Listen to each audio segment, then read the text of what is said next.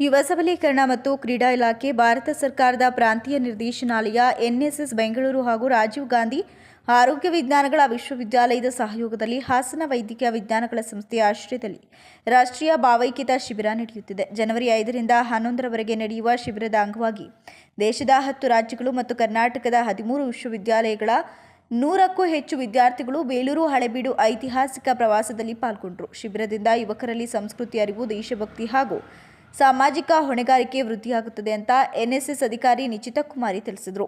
ಕ್ರೀಡಾ ಇಲಾಖೆ, ಭಾರತ ಸರ್ಕಾರ, ಪ್ರಾಂತೀಯ ನಿರ್ದೇಶನಾಲಯ, ಎನ್ಎಸ್ಎಸ್ ಬೆಂಗಳೂರು, ರಾಜೀವ್ ಗಾಂಧಿ ಆರೋಗ್ಯ ವಿಜ್ಞಾನಗಳ ವಿಶ್ವವಿದ್ಯಾನಿಲಯ ಕರ್ನಾಟಕ ಇದರ ಸಹಯೋಗದೊಂದಿಗೆ ಹಾಸನ ವೈದ್ಯಕೀಯ ವಿಜ್ಞಾನಗಳ ಸಂಸ್ಥೆಯಲ್ಲಿ ದಿನಾಂಕ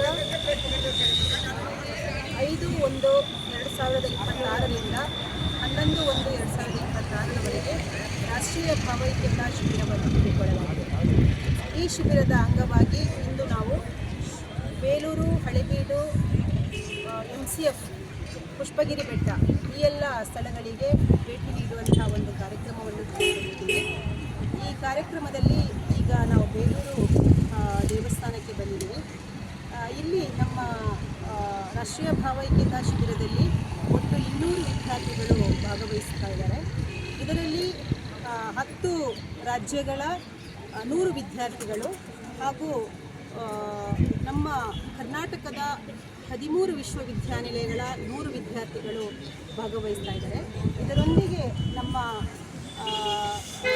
10 ವಿವಿಧ ರಾಜ್ಯಗಳ 10 ಕಂಟಿಂಜೆಂಟ್ ಲೀಡರ್ ಅಂತ ನಾವು ಏನು ಹೇಳ್ತೀವೋ, ಅಥವಾ ಅಧಿಕಾರಿಗಳು ಅಂತ ಏನು ಹೇಳ್ತೀವೋ, ಅವರು ಕೂಡ ಭಾಗವಹಿಸ್ತಾ ಇದ್ದಾರೆ.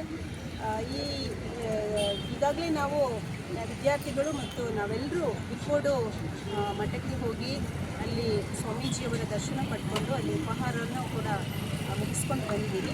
ಈಗ ಮುಂದೆ ನಾವು ಹಳೆಬೀಡಿಗೆ ಹೋಗಿ ಪುಷ್ಪಗಿರಿ ಬೆಟ್ಟಕ್ಕೆ ಹೋಗಿ ಅಲ್ಲಿ ಮಧ್ಯಾಹ್ನದ ಊಟನ ಸ್ವಾಮೀಜಿಗಳು. ಈ ಸಂದರ್ಭದಲ್ಲಿ ಬಿಎಸ್ಎಫ್ ಡಾಕ್ಟರ್ ರಾಜೇಂದ್ರ, ಭಾರತ ಸೇವಾದಳ ವಲಯದ ಸಂಘಟಕಿ ರಾಣಿ ವಿಎಸ್, ಶಿಬಿರದ ಅಧಿಕಾರಿಗಳು ಹಾಗೂ ವಿದ್ಯಾರ್ಥಿಗಳು ಹಾಜರಿದ್ದರು.